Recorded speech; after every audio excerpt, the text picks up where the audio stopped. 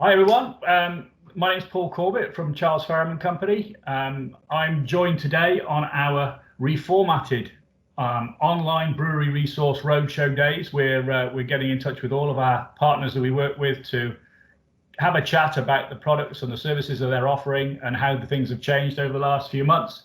I'm joined today by Iain Kenny. Welcome, Iain, Hi, from Paul. Murphy's. I'm sure you're all aware who Murphy's are, but Iain, perhaps you could just introduce yourself and tell us what you do at Murphy's. Yeah, thank you, Paul. My name is Iain Kenny, and I am new head of technical at Murphy and Son. So at the moment, my job role, I'm primarily looking after the laboratories and basically anything technical that's happening in and about Murphy's. Fantastic, fantastic. So new head of means that you've obviously changed around. So has there been a few staff changes within Murphy's, or is that just yourself that's moved around? Yeah, there's been quite a few. Obviously, they're relevant to your customers just as they are sort of everybody else out and about in the world there. So I was previously the technical sales rep for the Midlands. And as of, you lose track of time, don't you, in lockdown? That's the problem. Absolutely. As of sort of May, June time, I became head of technical.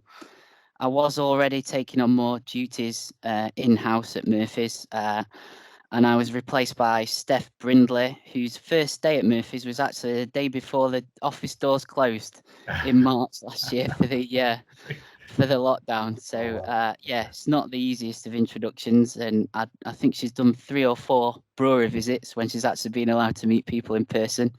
But no, Steph's knocking about now and looking after the Midland customers for us. And recently as well, Matt Henney, who many people probably know for our sort of southern customers, he's just left us. So we're currently recruiting for a technical sales rep to cover the south for us, as Matt has moved to a new role at St Austell. So we wish him luck Right. with that. Okay. Very good. Yeah. Okay. And Nick Braden is there as per usual in the north. Okay. So Excellent. Excellent. Okay. So it sounds like a few changes, but that's all good. So we're looking really to sort of in these chats to sort of work out what's been changing, what's new, what's been happening over the last few months, particularly I suppose during the lockdown period. You know, there's something that brewers are looking at in particular in terms of what they need from you. And I think you sort of mentioned Seltzer and FSQ. Is that's something you've been doing a bit more of? Is that right? yeah, because obviously with my new role, I'm in the laboratory a lot more day to day, and we're doing a hell of a lot of analysis at the moment for brewers that are doing Salsa audits, FSQ. I think SEBA in particular deserve a bit of credit for how they're working with brewers to get these audits done and passed and through. But now we're getting a lot of analysis for ABVs, ATNCs, microbiology. And I think, it's just brewers are using the downtime to get the house in order, really, and, making sure they've ticked the boxes. Water analysis is popular as ever in the lab. We've also had a huge influx of home brewers through the lockdown looking to get their water analysis done and crack on with some brewing. But yeah, we've done a lot of the analysis ready for brewers and helping them get their Salsa accreditations or FSQ. And Salsa in particular is pretty useful if you want to sell small pack beer as well. So Yeah. obviously, if you've got that as a route to market, which has been hugely important, it's making sure that you've got that in place has been important. Yeah, and as you say, I think during lockdown, when things are a little bit quieter, it's an ideal time to get these things all done and sorted through, so that when we are busy, you can pick back up and just concentrate on brewing beer rather than worrying about getting in order for audits. But no, it's great. And anything new in the market? New products coming out? New things you're looking at about hard seltzers? Is that something that you're finding a lot of interest in? Yes, we noticed about 18 months ago how big hard seltzers were in the States. And we think as a beverage, they're going to be pretty important to brewers moving forward. As a basic principle, really, they're pretty straightforward, as in it's just fermented sugar water. One of the things of the trends coming from the States is the most important thing is making sure that they're as low calorie as possible. So it seems to be that the key to a successful seltzer to start with seems to be under 100 calories per serving. And we've been doing a lot of work with different sugar bases. So we're hoping by the time sort of summer properly kicks in and lockdown opens up, to have a full range of sugars for people to experiment with different sugar combinations to fit their plant or the flavour that they're after. And we're also doing a lot of work because hard seltzers as a thing present actually a bit of a challenge in terms of fermentation, because obviously sugar gives absolutely nothing other than carbohydrate to the yeast. So in terms of fermentations, you'd be looking at needing to add sufficient minerals, vitamins, and obviously what you'd normally get in brewing from the malt, the huge lot of nitrogen that comes from the malt as well, that's all completely deficient. And then the other thing that's important when you're making seltzers is you've obviously got to think about buffering the fermentation, because if you hit basically if it's just sugar water as opposed to sort of a full malt brew, there's no compounds in there to maintain a sort of reasonable pH for the yeast. So particularly if you're making a higher strength one, the yeast will quite happily ferment away very quickly, and then you'll end up with a stuck fermentation because the pH has dropped too far and it's too acidic for the yeast to give a good fermentation. So these are sort of issues that we're getting to grips with in the lab, and obviously because it's a perfectly clear alcoholic water, you're going down to base principles of solubility of yeast foods and different compounds and what can you use in these beverages. So yeah, we're doing a lot of work at the minute because we think, particularly as the weather warms up, seltzers are going to be a big thing. Big thing, yeah, absolutely. It's just a shame they don't put any hops in them. That's all I can say. I think there are actually a few in the States that use some hops in. I think that's a bit of a thing, but yeah, it seems to be.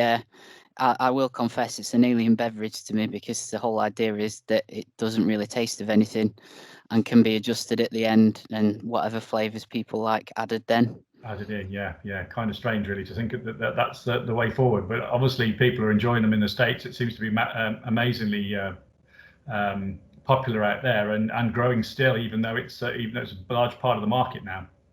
Yeah, and I think the other thing is, obviously in the States, I think there's legislation that you can't make alcopops in the way that we do in the UK now. Right. So it's sort of grown out of that as well. Yeah, of course. Yeah, absolutely. I also hear that you've been hard at work on BRC, and you're getting close to getting accredited for BRC. Is that correct? Yeah, the British Retail Consortium. So we did complete our audit last week. And we're just waiting for the official stamp to say we've passed, but everything says we've done really well and got a good pass. Well done. Basically, like a lot of our brewing customers, when we said before about the FSQ and the Seltzer, we've also been working hard getting our systems in place, getting everything right. So what BRC basically offers to our customers is peace of mind that somebody is coming externally to us, running through our systems to check that we've got traceability right from raw materials, supplier auditing. Every bit of material is tracked through the factory. We know who's done what, where, to everything. We know that it's been packaged well, even down to like shelf life verification. So we know that the shelf life that we put on our products is the actual shelf life of our products. Yeah. So it's the full gambit. So it's been a huge effort. I'd say for everybody at Murphy's, but as well, the guys in the quality department have put a real huge effort into getting us ready for that and getting us through it. So it'd be great to get that certificate to say that that's all gone through, and I'm sure you'll all have deserved it with all the hard work you're putting in. I know how much effort has to go into these things to get them done. So it's a real, as you say, real assurance for your customers that that you're doing the right thing. So well done to you guys. That's really good, really good. On other products, what else are you noticing in the market? Anything on low alcohol? Again, I think just like people are taking the opportunity when things have been a bit quieter to get things in order, I think there's a bit of pressure off for experimentation and things. Yeah. So we are starting to see a bit of a trend towards the low alcohol as well. So we get asked quite a bit about products like sorbates or potassium sorbate for helping basically stop fermentation at packaging and preserving beer as it goes into small pack. But I think there is still a lot of development work to go on there, and there's a lot of sort of breweries sort of cracking on and having a look. I know there are some yeast strains that some customers are starting to use to have a look and see what flavors they can get. But yeah, I think it's a combination of market demand. I can't see that going away. And I think just having innovation coming from brewers, because they're the guys that drive the innovation at the end of the day, really. Yeah, so yes. Yeah, I see a big future for the low alcohol stuff. People are getting very health orientated and looking more towards products that aren't quite so negative impact on the health. And I think also at the other end of it, though, we're also seeing quite a lot of high alcohol, more intensely flavored beers. You know, the imperial stouts, the porters, all these sort of beers that are coming. I must admit, through lockdown, I've drank a lot more of those styles of beers, because instead of going to the pub and drinking 5 or 6 pints, you might sit at home and have 1 or 2 stronger beers. I mean, is there any work going on with those? Stronger beers, you know, we've done it again. We do a lot of the ABV testing for those different yeast strains. But I'm a bit of a Yorkshireman. To me, you still can't beat it. Well, stereotypical Yorkshireman, should I say? You still can't beat a nice pint of bitter. There you go. Absolutely. No, in my world. So I'm pleased. I think there's. We are starting to see. We do a lot of analysis for a lot of the craft breweries, and we are starting to see a few best bitters starting to creep in. So we had one recently from Daya coming through the system. So yeah, quite interesting. I think that a lot of the brewers who have done the very highly hopped are looking perhaps now something a little bit different. A little bit different is perhaps coming back towards those best bitters, those more traditional flavors that have been not ignored, but have been on the wane a little bit over the last few years. Yeah, I hope so. Anyway. Yeah, me too. Me too. Especially as we get back into the pubs and start to drink cask beer again. I think that'll help as well. You know, people start. I can't wait to get back there, but I think a lot of people now will start to drool about the day they can go back into the pub and have a pint of cask.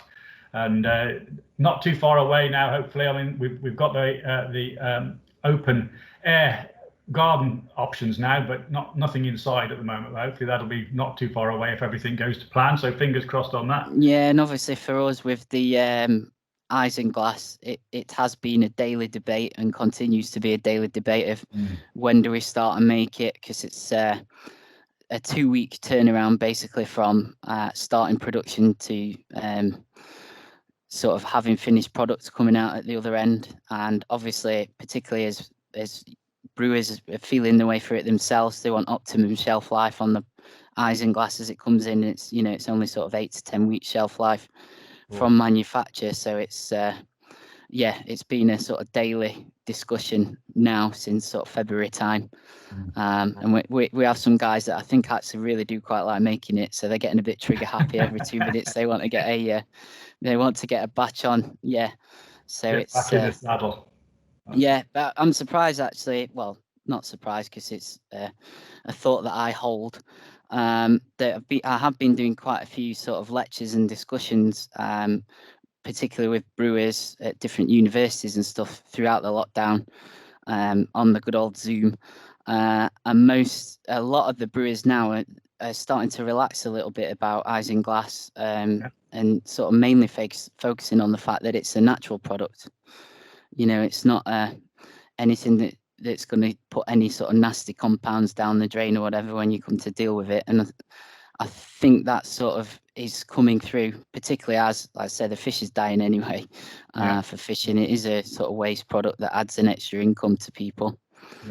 I think I would say that I think there's sort of a softening. Yes, because there was quite a phase where we went through which was quite anti-isinglass, wasn't there? So that seems to be coming back a bit, which is good news.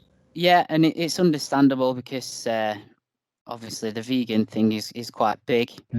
So yeah, that's not going away. Don't get me wrong; it's not going to become the new hottest product in thing.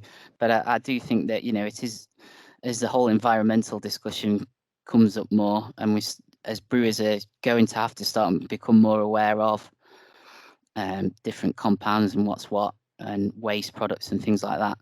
And I think things like the energy saving impact of isinglass and the fact that it's a natural compound at the end of the day will start to come in. And I don't think it's dead yet. Yeah, very good.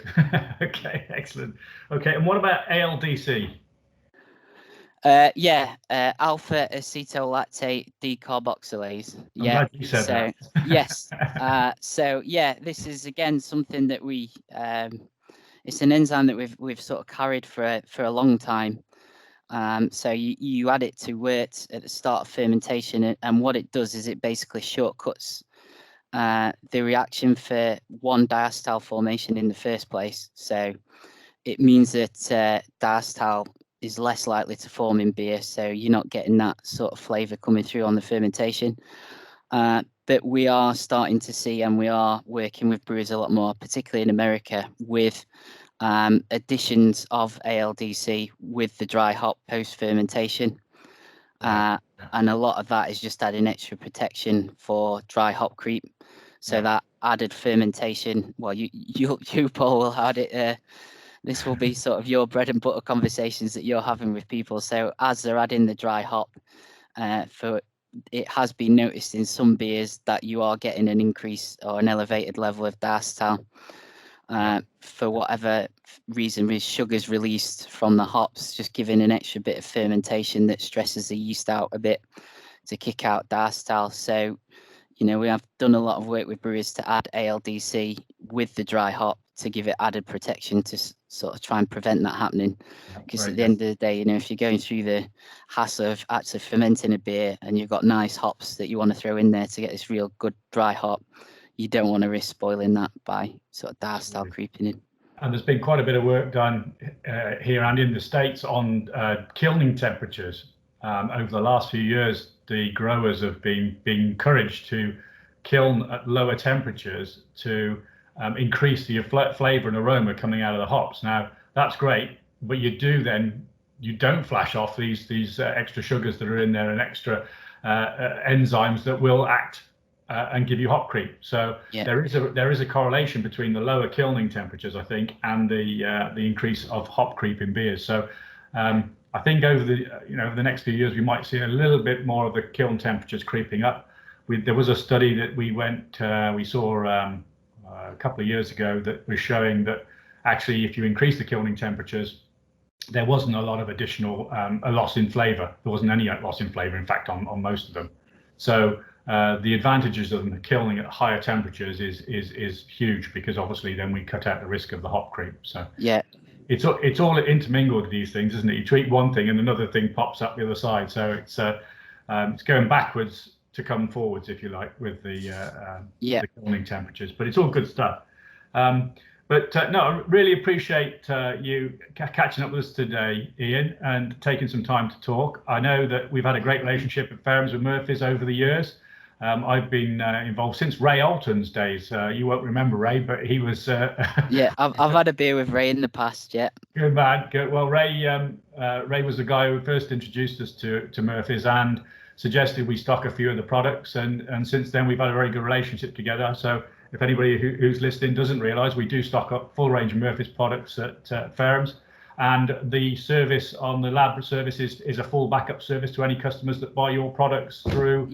Our technical sales reps, just it's if they buy product from you, it's like they're our customer.